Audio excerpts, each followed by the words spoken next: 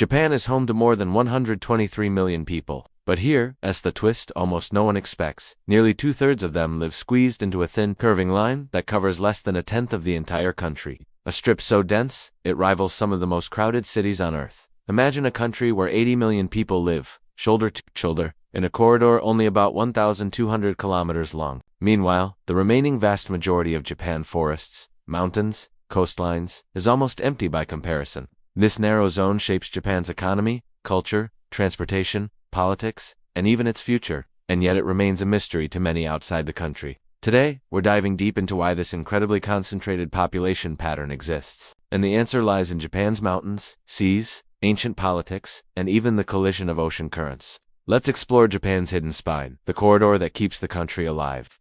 Japan is the world's 11th most populous nation, with a population sitting just above 123 million. But the way these people are distributed is unlike almost any other major country. The country's main island, Honshu, hosts more than 4/5 of its entire population, roughly 102 million people, making it the second most populated island on Earth. But if you zoom further in, you'll see the real story. Most of those millions aren't spread evenly across Honshu. They're lined up along a single corridor running from the southwestern coast to the eastern plains. This corridor, often called the Pacific Belt, or Tokaido Corridor, but which we'll refer to as the Taiheiyō Belt, is one of the most remarkable population clusters on the planet. Around 80 million people live inside this corridor, a region representing less than 10% of Japan's land area, but holding almost two-thirds of its population. That's equivalent to packing the entire populations of countries like France, Italy, and Spain together into a space smaller than many U.S. states. This belt stretches through Japan's powerhouse cities: Fukuoka, Hiroshima, Kobe, Osaka, Kyoto, Nagoya, Shizuoka, and finally the vast urban giant, Tokyo. It's long, narrow, and incredibly dense. So dense that on average it surpasses even the population density of Vatican City. The Taiheiyō Belt isn't just where people live, it's where Japan functions. Over 70% of the entire Japanese economy is generated along this corridor. Factories, ports, universities, headquarters, tech hubs, and vital industries cluster here. It acts like the country's economic superhighway. For comparison, the U.S. Northeast megalopolis, which includes Washington, Philly, New York, and Boston, is America's busiest urban chain, but Japan's belt is bigger, denser, and more populated. Nearly 30 million more people live in Japan's corridor than in the entire U.S. northeastern chain. Japan's Shinkansen, the bullet train network, is built almost entirely around this belt, linking its cities with extraordinary speed. Traveling from Tokyo to Fukuoka, a cross-country journey, takes only a few hours on high-speed rail. This connectivity makes the corridor feel like one continuous, elongated urban zone rather than a series of separate cities. But the big question remains: why did the population gather here in the first place? To understand the pattern, look at a topographic map. Nearly 3/4 of Japan is mountains, steep, rugged, and often unsuitable for large-scale settlement. Only a sliver of the country has genuinely flat land. On these plains, cities, farms, and infrastructure can exist. Everywhere else, mountains dominate. This alone funnels people into the limited flat zones. But not all flat land is equal. Some areas are far more advantageous than others, and 3 of these areas are especially crucial: Kansai, Chubu, and Kantō. First is the Kansai Plain, home to Osaka, Kyoto, and Kobe, an area historically rich in culture, politics, and commerce. Next is the Nōbi Plain, where Nagoya and its surrounding industrial regions sit. And finally, the Kantō Plain, the largest flatland in Japan and home to Tokyo, the world's most populated metropolitan area. Together, these plains form the backbone of the Taiheiyō Belt's population and economic density. Each of these plains is intersected by wide, fertile river systems that have supported large populations for centuries.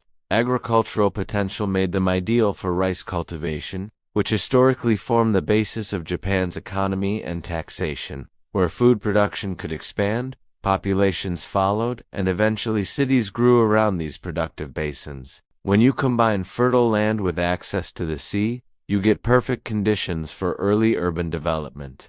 Japan's Pacific coast contains several of the world's most strategically gifted natural harbors.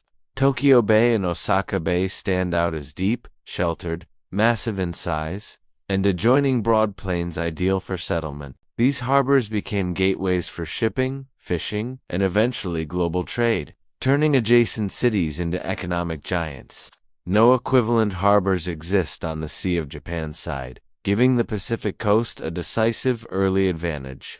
The western coast of Honshu is smoother and less indented, offering fewer natural harbors of real scale. While small ports exist, none compare to the vast, deepwater facilities of the Pacific-facing side.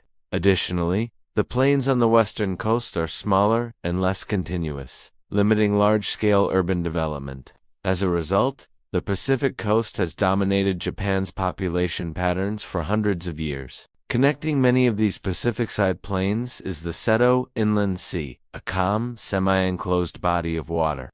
Protected from the full force of the Pacific Ocean, it became a natural maritime highway. Before Japan had modern roads, this sea allowed for efficient transport, trade, and communication. More than 700 islands dot the sea, each offering sheltered anchor points for early ships. The mild climate around the Seto Sea supported agriculture, fishing, and year-round navigation. This created a flourishing region of trade between the Kansai, Chigoku, and Shigoku regions. Osaka, in particular, rose as a thriving commercial capital, long before Tokyo reached prominence. For centuries, merchants and lords relied on this inland sea for moving goods faster than any land route allowed. Cities like Osaka, Kobe, Hiroshima, and Takamatsu became interconnected economic hubs.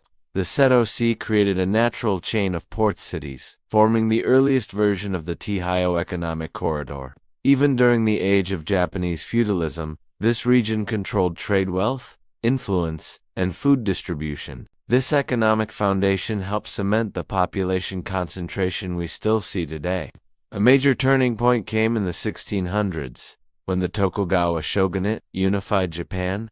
Instead of ruling from the imperial city of Kyoto, the shogunate chose Edo, now Tokyo, as its power center.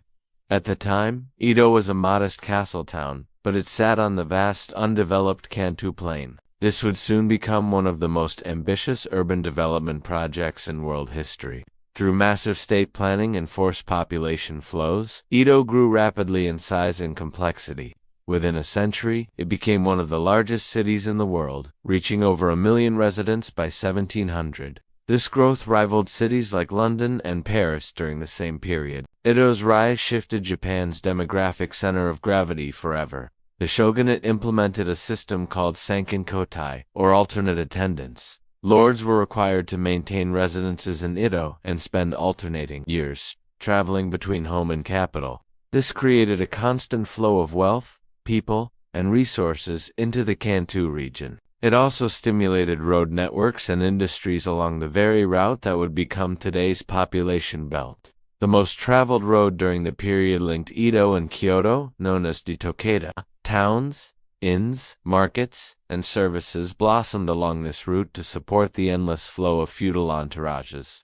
It essentially became Japan's first officially developed urban corridor, and it directly overlaps the modern Taiheiyō Belt. When Japan industrialized in the late 1800s, factories clustered around already busy coastal hubs. This amplified the dominance of cities like Osaka, Yokohama, and Nagoya. Railways were built to link these economic centers, reinforcing the line even more. By the 20th century, Japan's industrial heartland and population were inseparable. Another overlooked factor is climate. Japan experiences dramatic variations due to ocean currents. Warm currents from the south and cold currents from the north collide near Japan, shaping weather patterns. The Pacific side, where the Taiheiyō Belt lies, benefits from milder winters and warmer currents. Meanwhile, the Sea of Japan's side endures heavy snow and harsher winters. The Kuroshio Current brings warm, moist air northward along Japan's southeast coast. This keeps cities like Tokyo, Osaka, and Shizuoka relatively mild even in winter. The pleasant climate made these areas favorable for agriculture, fishing, and daily life. It also helped these cities grow much larger than their snowbound western counterparts. In contrast, the Oyashio Current flows southward from the Arctic, carrying frigid air and nutrient-rich waters. Where the two currents meet off eastern Honshu lies one of the world's greatest fishing zones. The Kantō region, centered on Tokyo Bay, has long exploited this fishing bounty. This consistent food supply further supported large urban populations. Along the Sea of Japan coast, winter winds pick up moisture and dump staggering amounts of snow onto the land. The mountains trap these cold air masses, creating some of the snowiest places on Earth. Northern towns like Aomori regularly record up to 8 meters of snowfall each winter. This harsh climate makes building and maintaining infrastructure far more difficult.